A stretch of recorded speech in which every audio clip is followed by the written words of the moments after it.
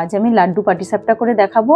এই লাড্ডু পাটিসাপটা করতে কি কি উপকরণ লাগে সেগুলো দেখে নিই। আমি মিহিদানার লাড্ডু নিয়েছি, আর নিয়েছি চাল বাটা, গাজরকে পেস্ট করে নিয়েছি, আর নিয়েছি ময়দা আর সুজি। কিভাবে আমি লাড্ডু পাটিসাপটা বানাই সম্পূর্ণ ভিডিওটাতে আমার সাথে থাকুন।